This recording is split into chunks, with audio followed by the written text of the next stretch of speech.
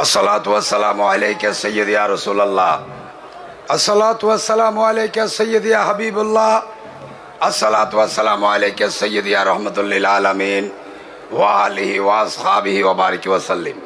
औज़ु बिल्लाहि मिनश शैतानिर रजीम, बिस्मिल्लाहिर रहमानिर रहीम। सुन्नती बाजार আহমদিয়া গাউসিয়া সুন্নি সংস্থার উদ্যোগে এবং ইমামে আহলে সুন্নাত আল্লামা গাজী আজিজুল হক শের বাংলা রহমতুল্লাহ আলাইহি স্মৃতি সংসদের উদ্যোগে আজকের এই ফজিলতের মাস, বরকতের মাস, পবিত্র রজব মাস, এই রজব মাসের প্রথম রাত 365 দিনের সবচেয়ে বড় রাত। কারণ এই রজব মাসের প্রথম রাতে আম্মাজান মা আমেনা গর্বে আল্লাহর হাবিবে পাক সাল্লাল্লাহু আলাইহি সাল্লাম, আমাদের কলিজা, আমাদের ঈমান সরকার পাক সাল্লাল্লাহু আলাইহি সাল্লাম আম্মাজানের গর্বে গিয়েছিলেন। যে সরকার পাক না হলে খোদার খোদাই জগৎ হতো না। রজবের প্রথম রাতটা হচ্ছে সবচেয়ে বড় রাত। দ্বিতীয় হচ্ছে 6 রজব। এই ভারতীয় উপমহাদেশের মুসলিম রেনেসাঁর প্রবর্তক গরিব নওয়াজ, বান্দা নওয়াজ, হিন্দুল ওয়ালি, আতায়ে রসুল হযরত খাজা মাইনুদ্দিন চিশতি সঞ্জেরি আজমেরি রহমতুল্লাহ আলাইহির ওফাত দিবস। 1 থেকে 6 তারিখ যে কোনো একদিন। 13 তারিখ হচ্ছে মাওলা আলী করমুল্লাহ রাদিয়াল্লাহু তাআলা আনহুর এই ধরাধামে মহা আবির্ভাব দিবস। আর 27 তারিখ রাত হচ্ছে আল্লাহর প্রেমে, আল্লাহর মেহমান হিসেবে, আল্লাহর আহ্বানে আমাদের নবী, পেয়ারা নবী হযরত মুহাম্মদ রাসূলুল্লাহ সাল্লাল্লাহু আলাইহি সাল্লাম মেরাজ শরীফ গমন করেছিলেন নিজের জুতা মোবারক সহ। আল্লাহ বলেছেন এই রজব মাস আল্লাহর মাস। এই রজব মাসে আপনাদের এই বিশাল সুন্নি সম্মেলন, এই মিলাদুন নবী, এখানে আমার মতো একজন নগণ্য মানুষ ওয়াজ শোনার জন্য আসতে পেরে আমি নিজেকে ধন্য মনে করছি। উপস্থিত সম্মানিত সভাপতি, আমাদের মুরব্বী আল্লামা শাহ আলম নইমি আশরাফি রজবি বারকুতি মুনহিমি মদ্দাজিল্লাহুল আলী, আজকের সভাপতি মহোদয় এবং মধ্যমণি, প্রধান আকর্ষণ সমগ্র বাংলাদেশের সুন্নিয়তের মুখপত্র বললে শেষ হবে না। সুন্নিয়তে যারা বিশ্বাসী সমস্ত আহলে সুন্নাত ওয়াল জামাতের নয়নমণি,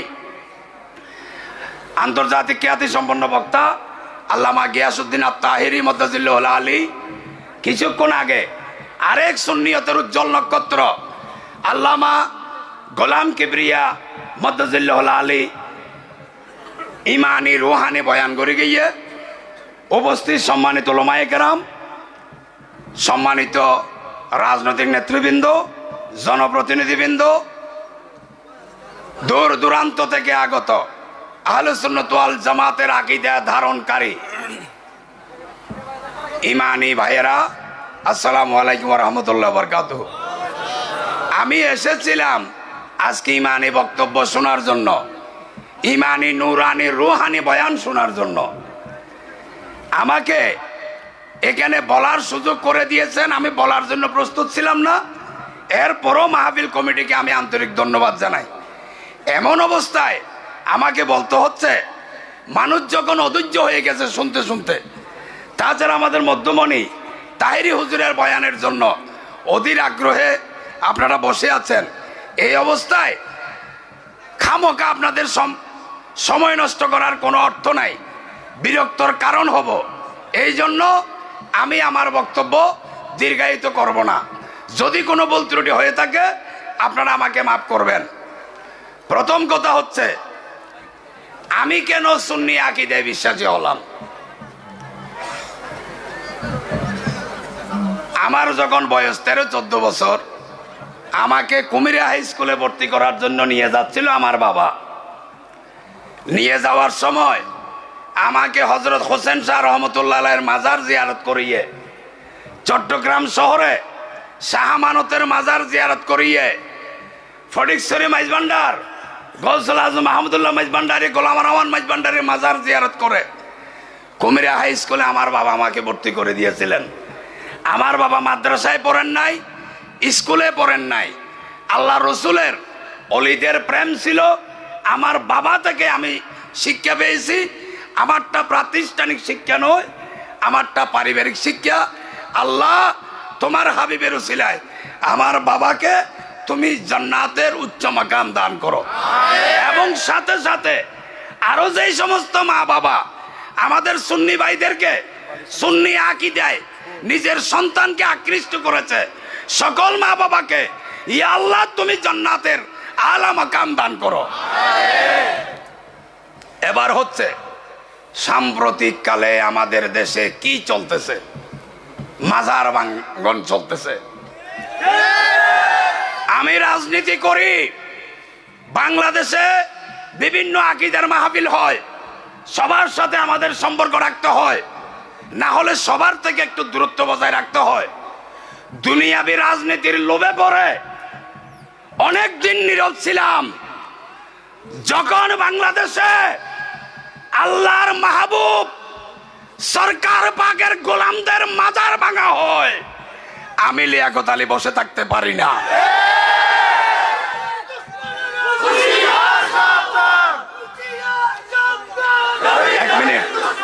এক মিনিট এই ভাই প্লিজ প্লিজ, আপনারাই বলুন, এ ভারতবর্ষে আউলিয়ায়ে কেরামগণের বদান্যতায় আমাদের পূর্বপুরুষ মুসলিম হয়েছে।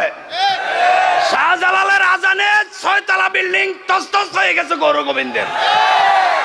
একটা জায়নামাজে করে 360 জন মানুষ পার করে দিয়েছে। এগুলো দেখে প্রথমে ভয়ে মুসলমান হয়েছে।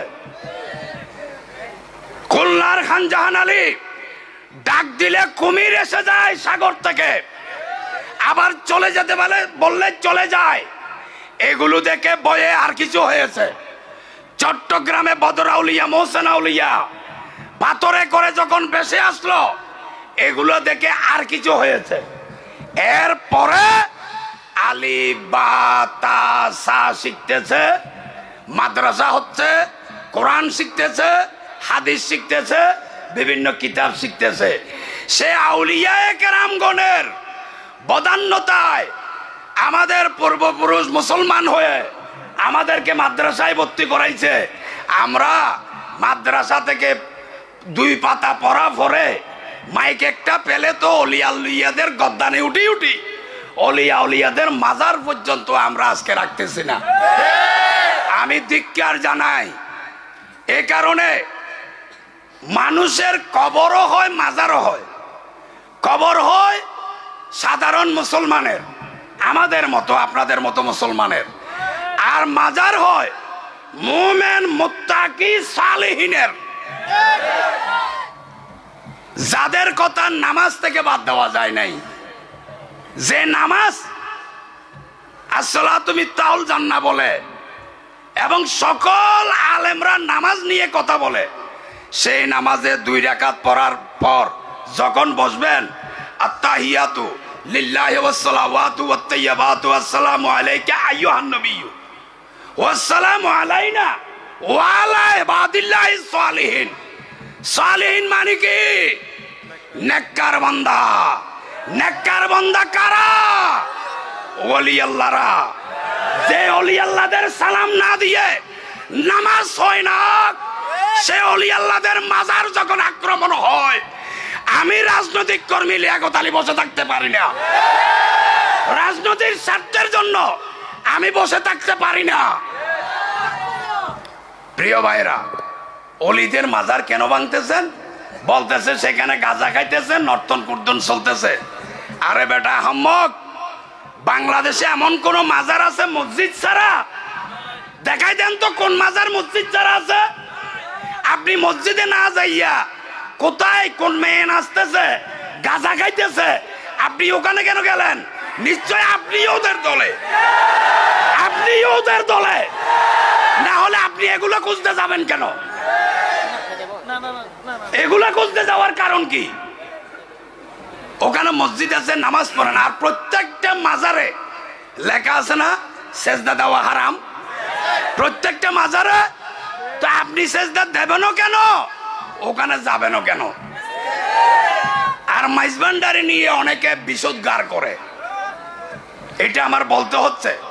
আমি আবার ওলামায়ে কেরামদের জন্য বলছি না, আলেমরা আমার যে কোটি কোটি গুণ বেশি বুঝেন। আমার মতো যারা কোট প্যান্ট পরে, লুঙ্গি পরে, মাঝে মাঝে টুপি মাথায় দিই, আমাদেরকে বলতেছি মাইজবান্ডারি ডোল নিয়া, মাইজবান্ডারি সামা নিয়া অনেকে বিশুদ্ধার করে। আমি আপনাদেরকে বলি, মাইজবান্ডারি ডোল ও ডোল, গান বাজনার ডোল ও ডোল, দুইটাকে কখনো এক করবেন না। কেন এক করবেন না? আপনি 2 বছর পর বিদেশ থেকে আসছেন, গাটার আগায় যখন আপনার মা আপনাকে জড়াই ধরবে, আপনার কলিজা ঠান্ডা হয়ে যাবে। যখন ঘরের ভিতর ঢুকবেন, আপনার বউ যখন আপনাকে জড়াই ধরবে, আপনাকে শিকল দিয়ে বেঁধে রাখতে পারবে? কিছু মনে করবেন না। মায়ের বুকও বুক, বউয়ের বুকও বুক। মাইজবান্ডারের ডোল ও ডোল, গান বাজানোর ডোল ও ডোল। বেয়াদবি করবেন না। গান বাজানের ডোলের সাথে মাইজবান্ডারি ডোলের তুলনা করবেন না। কথা বুঝতে পারছেন? কেন মাজার ভাঙতেছেন?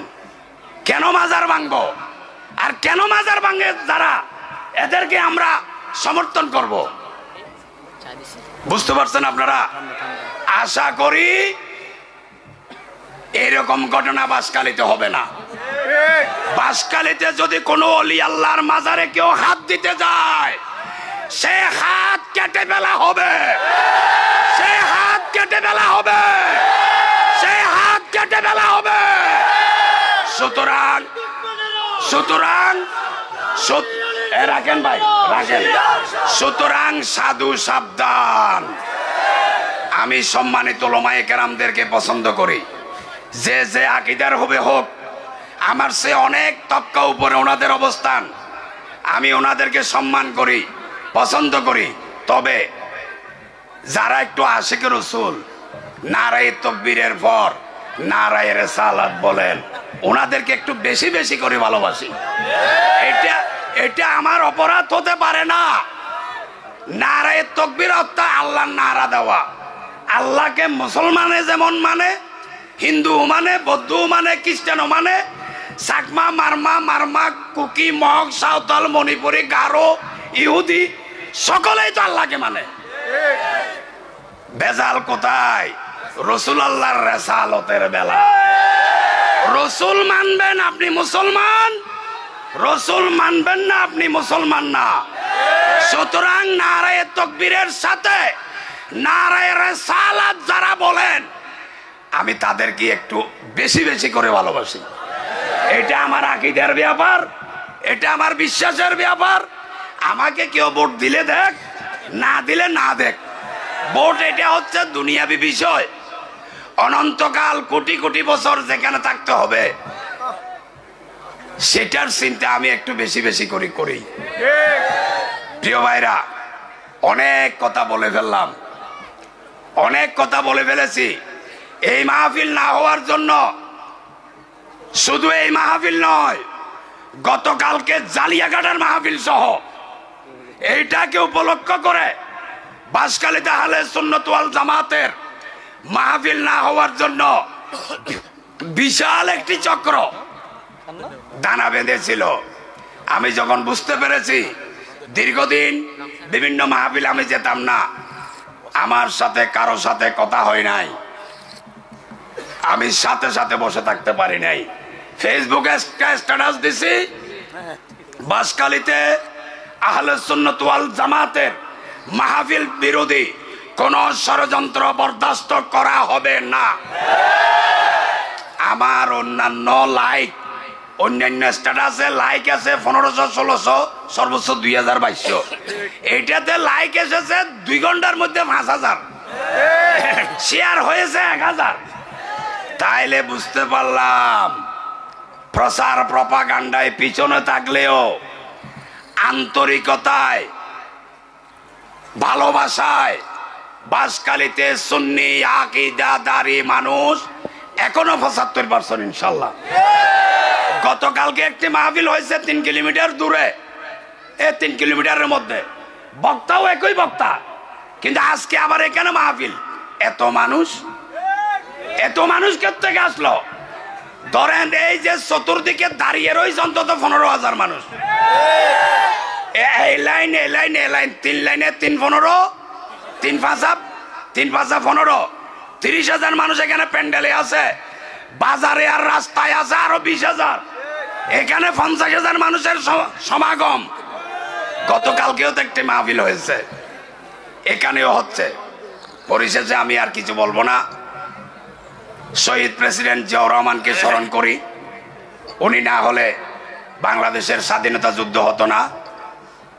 বিগত জুলাই আগস্ট বিপ্লবে যিনারা বুকের তাজা রক্ত দিয়েছে, বৃহত্তর চট্টগ্রামের কৃতি সন্তান পেকুয়ার শহীদ ওয়াসিম সহ যে 15 শতাধিক মানুষ রক্ত দিয়েছে, যাদের রক্তের বিনিময়ে আমরা পুনরায় একটি স্বাধীনতা পেয়েছি।